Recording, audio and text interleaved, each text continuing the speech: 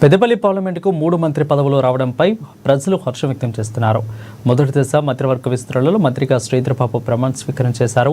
ఈ అనంతరం వివేక్తో పాటు అడ్లూరి లక్ష్మణ్కు చోటు రావడం, ఇద్దరు మంత్రులుగా ప్రమాణ స్వీకారం చేశారు.